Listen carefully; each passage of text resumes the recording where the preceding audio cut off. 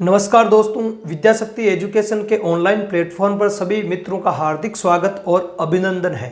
दोस्तों, आज अपन पढ़ेंगे पदार्थ की जो अवस्था है, द्रव अवस्था, इसके बारे में अपन डिटेल से पढ़ेंगे। तो पदार्थ या द्रव्य के बारे में हम पढ़ रहे हैं और इसका ये तीसरा वीडियो है, यानी कि ये तीसरी क्लास है। इससे पहले मैं 2 क्लासें अपलोड कर रखा हूं।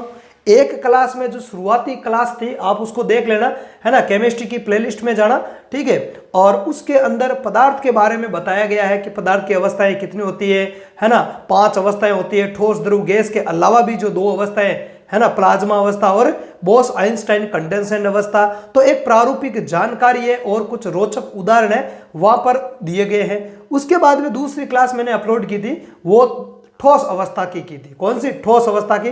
तो ठोस अवस्था जो है वो क्या है? ठोस अवस्था में पदार्थ के कौन कौन से लक्षण है वो होते हैं, या ठोस अवस्था की विशेषताएं हैं वो क्या होती है। और साथ ही साथ नई चीज और जोड़िए, और वो नई चीज है कि ठोस अवस्था के लक्षणों के अपवाद कौन कौन से हैं, है ना। वो अपवाद आपको कोई नहीं बताएंगे। जैसे मैंने वहां बताया था आपको, रबड़ बैंड है। ठोस अवस्था में क्या होता है? देखो, ठोस अवस्था में आकार और आयतन है वो निश्चित होता है, लेकिन रबड़ बैंड को आप खींच सकते हो। खींचोगे तो आकार क्या हो गया? चेंज हो गया। तो वो उस लक्षण का क्या है? अपवाद है। वो उस लक्षण का क्या है? अपवाद है। इसके अलावा स्पंज जिनको अपन दबा सकते हैं, लेकिन वो भी ठोस है, तो दबा सकते हैं तो उनमें संपीड़ितता का गुण नहीं होता है और वो अपना आकार चेंज कर रहे हैं, पर फिर भी वो क्या है? ठोस है। तो ऐसे 3-4 उदाहरण है मैंने ठोस अवस्था में दिए हैं, जो है तो ठोस, लेकिन ठोस अवस्था के लक्षणों के हिसाब से सटीक नहीं बैठता है, लक्षणों के वो अपवाद है। तो ऐसे रोचक जो उदाहरण है वो ठोस अवस्था वाले मैंने दिए हैं। और आज अपन स्टार्ट कर रहे हैं द्रव अवस्था। तो इस अवस्था को भी अपन उसी ढंग से, उसी रोचक अंदाज से पढ़ेंगे। आगे बात समझ में? मैं समझाने के बाद में नोट्स लिखता हूं, तो वीडियो को अधूरा देखकर नहीं छोड़ना है, ठीक है। व्यवस्थित फिर आपको मैं नोट्स भी अवेलेबल करवाता हूं ताकि आप उसका स्क्रीनशॉट ले सकते हो। तो स्टार्ट करते हैं आज की क्लास, द्रव अवस्था, ठीक है। तो द्रव अवस्था में क्या होता है, विशेषताओं की अपन बात करें कि भाई द्रव अवस्था में कौन कौन सी पदार्थ की जो विशेषताएं हैं वो होती है, ठीक है। तो द्रव अवस्था की विशेषताओं की बात करें तो पहली विशेषता तो आप खुद भी जानते हो, है ना, और वो विशेषता है इनका आकार, है ना। इनका आकार अनिश्चित। इनका आकार कैसा होता है? अनिश्चित। परंतु आयतन निश्चित होता है। परंतु आयतन क्या होता है? इनका आयतन है वो निश्चित होता है। आगे बात समझ में? ये आपने छोटी क्लासों में भी पढ़ा है और इतना तो आपको आता ही है ना, कि जो द्रव होते हैं उनका आकार अनिश्चित होता है, लेकिन इनका आयतन है वो निश्चित होता है। मतलब जिस आकार के बर्तन में डालोगे, जैसे आपने किसी द्रव को गिलास में डाला, जैसे अपन नॉर्मल उदाहरण ले लेते हैं, अपने पास में है पानी होता है, अपन सब जानते हैं। पानी को गिलास में डाला तो गिलास की आकृति कैसी है, वैसी आकृति को धारण कर लेगा। यदि आप उसको निकालकर किसी जग में या किसी बाल्टी में या और भी किसी आकार के बर्तन में डालोगे तो वो उसी बर्तन का आकार है वो ग्रहण कर लेगा, लेकिन उसका आयतन जो है वो निश्चित रहेगा। आयतन चेंज नहीं होगा। आयतन का मतलब होता है उसकी जो मात्रा है उसको लेंगे अपन, है ना।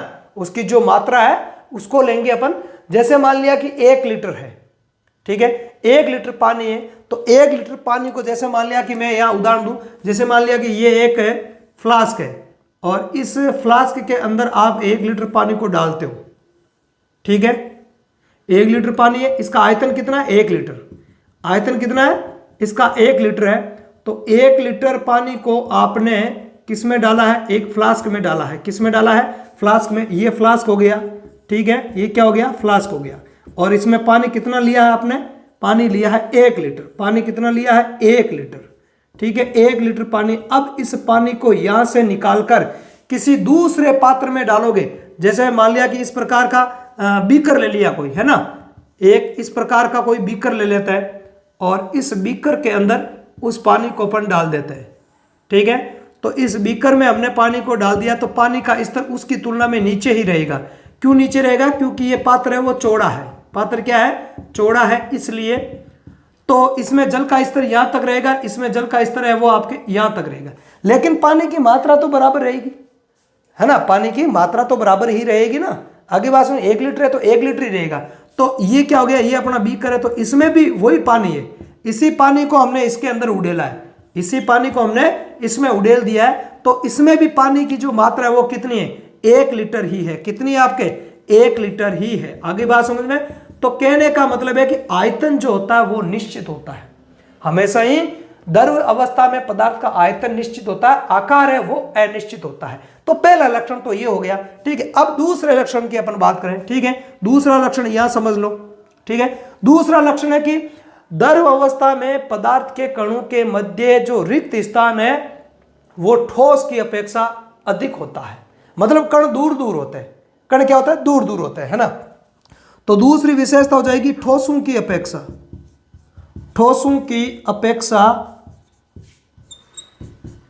कणों के मध्य रिक्त स्थान अधिक, कणों के मध्य रिक्त स्थान, कणों के मध्य रिक्त स्थान, रिक्त स्थान क्या होता है, अधिक पाया जाता है। क्या होता है, अधिक पाया जाता है। आगे बात समझ में। तो एक विशेषता ये हो गई। आगे बात समझ में।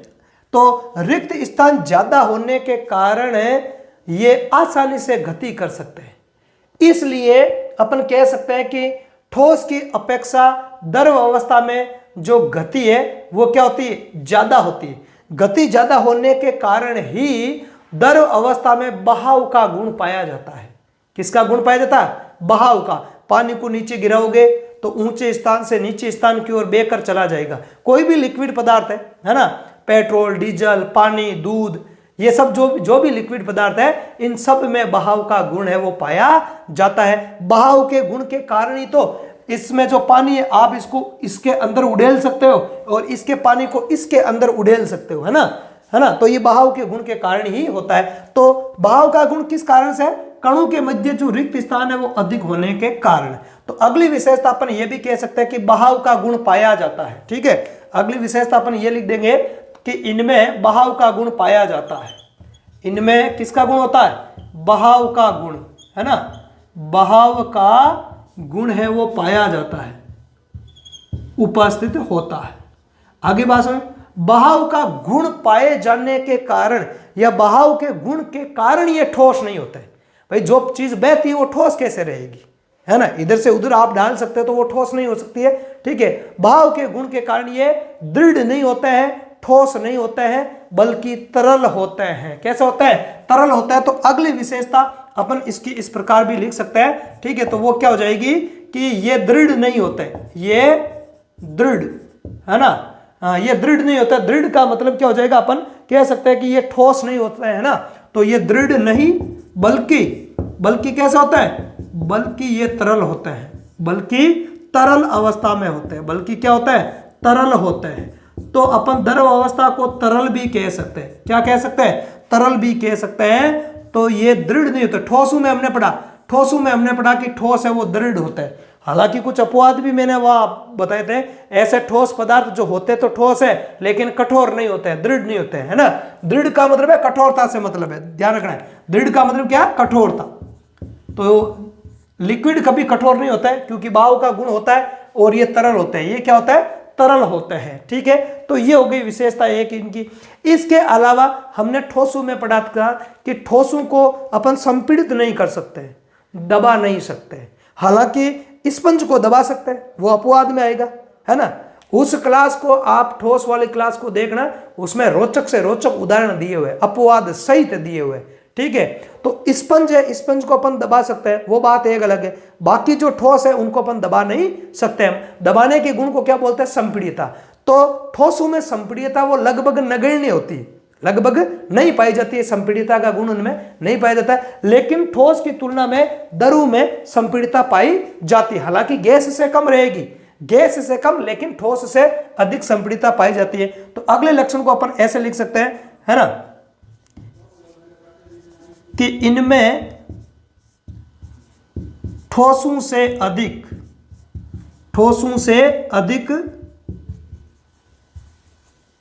संपीड़ितता होती है। ठोसों से अधिक, परंतु चलो लिख देता हूं, परंतु गैसों से कम संपीड़ितता पाई जाती है। से कम क्या होती है, संपीड्यता पाई जाती है। क्या होती है? संपीड्यता। संपीड्यता का मतलब क्या हो गया? दबाने का गुण। किसका गुण? दबाने का गुण। प्रेस कर सकते हैं, है ना, प्रेस। तो इनको प्रेस नहीं किया जा सकता है, ठीक है। तो संपीड्यता का गुण है वो क्या होता है? इनमें कम होता है। क्या होता है? इनमें है वो संपीड्यता का गुण है वो कम पाया जाता है। इसके अतिरिक्त बात करें एक और विशेष और इंपॉर्टेंट लक्षण की, और वो विशेष और इंपॉर्टेंट लक्षण है आपके विसरण का। किसका? विसरण, ठीक है, विसरण का गुण। विसरण किसको कहेंगे अपन? विसरण का मतलब होता है दो पदार्थों का स्वतः मिलना। दो पदार्थों का स्वतः मिलना वैसे विसरण कहलाता है। और भी परिभाषा इसकी, सही साइंटिफिक परिभाषा यह है कि पदार्थ या अणु का अपनी उच्च सांद्रता से निम्न सांद्रता की ओर होने वाला गमन है वो विसरण कहलाता है। मतलब पदार्थ अपनी उच्च सांद्रता से स्वतः ही अपनी निम्न सांद्रता की ओर गमन करता है, उसको विसरण कहते हैं। ये आगे मैं बताऊंगा, विसरण विलीन वगैरह अपन जब पढ़ेंगे डिटेल से बताऊंगा। यहां अपन को क्या समझना है कि विसरण को इस प्रकार समझना है कि दो पदार्थों का स्वतः मिलना क्या कहलाएगा? विसरण कहलाएगा। दो पदार्थों का स्वतः मिलना क्या कहलाएगा? विसरण कहलाएगा। तो यहां पे शॉर्ट में परिभाषा अपन ऐसे लिख सकते हैं, दो पदार्थों का स्वतः मिलना, स्वतः मिलना क्या कहलाएगा? विसरण कहलाएगा। क्या कहलाएगा? विसरण कहलाएगा। तो इनमें विसरण है। अब देखते हैं, तो द्रव अवस्था के अंदर ठोस, द्रव और गैस तीनों का ही विसरण संभव है ना। तीनों का ही क्या है? विसरण संभव है ना। इनमें आपके ठोसों का भी विसरण हो सकता है, इसके अलावा इनमें गैसों का भी विसरण हो जाता है, और इसके अलावा इनमें द्रवों का भी क्या हो जाता है? विसरण हो जाता है। मतलब समझो आप, अब इसके अर्थ को समझो। इसका अर्थ क्या है? जैसे मान लिया कि अपन कोई लिक्विड पदार्थ ले लेते हैं, जैसे मान लो कि पानी ले लो। एक नॉर्मल उदाहरण की बात करें, अपन नॉर्मल उदाहरण की बात करें तो इसके उदाहरण को यहां समझो आप। जैसे मान लिया कि हमने ले लिया जल, पानी ले लिया, ठीक है। अब इस जल के अंदर अपने ठोस भी घुल जाएगा, ठोस भी आसानी से घुल जाएगा।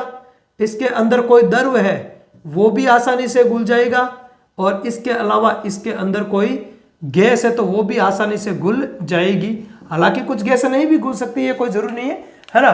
तो जैसे बात करें, जैसे अपन लेते हैं, जैसे यहाँ उदाहरण देखो, जैसे मान लिया कि यहाँ ले लेते हैं अपन ठोस का उदाहरण। जैसे मान लिया कि यहाँ आप चीनी ले लेते हो या शक्कर ले लेते हो, ठीक है। शक्कर या जो चीनी होती है इसको अपन पानी में घोल सकते हैं, तो समान रूप से पूरी की पूरी जो चीनी है वो इस जल में समान रूप से घुल जाएगी। तो हो गया विसरण। विसरण में क्या है? दो पदार्थों का स्वतः मिलना, वो आपस में बिल्कुल एक दूसरे में घुल जाएंगे। तो चीनी है, ठोस है, जल क्या है? द्रव है, इसमें घुल गई, विसरण हो गया। द्रव का उदाहरण ले, जैसे मान लिया कि दूध है, दूध के अंदर आप पानी मिलाओगे तो क्या हो जाएगा? पानी और दूध मिक्स हो जाएंगे, आपस में क्या हो जाएंगे? मिक्स हो जाएंगे, ठीक है। तो यहाँ पे जैसे मान लिया कि अपन ने दूध का उदाहरण ले लिया, ठीक है। तो दूध को हमने जल में मिलाया तो पूरा का पूरा वो उसके अंदर मिल जाएगा आसानी से, मतलब विसरित हो जाएगा, है ना। तो दूध का भी इसमें क्या हो गया? विसरण हो गया, मतलब द्रव अवस्था का भी क्या हो गया? विसरण हो गया इसके अंदर।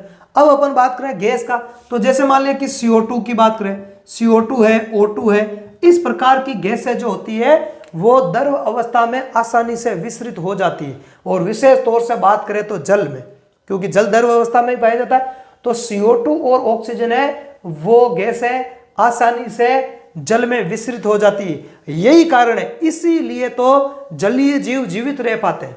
जलीय जीवों को ऑक्सीजन कहां से मिलती है? जलीय जीवों को ऑक्सीजन मिलती है जल से ही। तो जल है वो आपके इसमें जो ऑक्सीजन है वो जल में विसरित हो जाएगी, ठीक है, और जलीय जीवों को अवेलेबल हो पाएगी। तो बात करें अपन जलीय जीवों की, है ना, जलीय जीवों की, तो जलीय जीव है वो जल में विसरित O2 लेते हैं, जल में विसरित जो ऑक्सीजन है उसी का उपयोग करते हैं।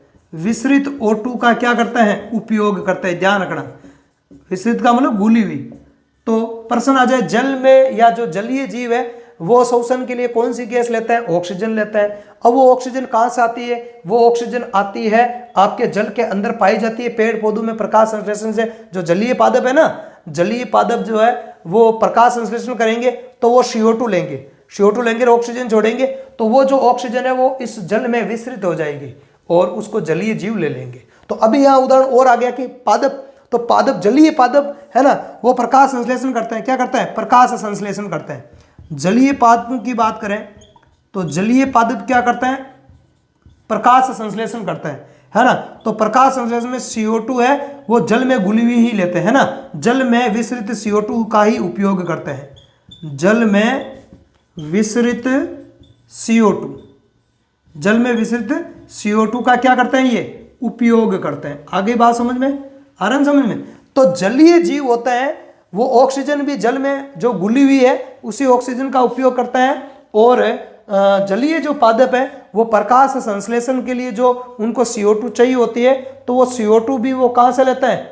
जल में विसरित जो CO2 है उसी का उपयोग वो करते हैं। आगे बात समझ में। तो ये है अपने प्रमुख द्रव अवस्था के लक्षण। आगे बात समझ में। तो इन लक्षणों को अब मैं एक बार अच्छे से नोट्स के लिए लिख देता हूं, फिर आप उनका स्क्रीनशॉट ले लेना, ठीक है।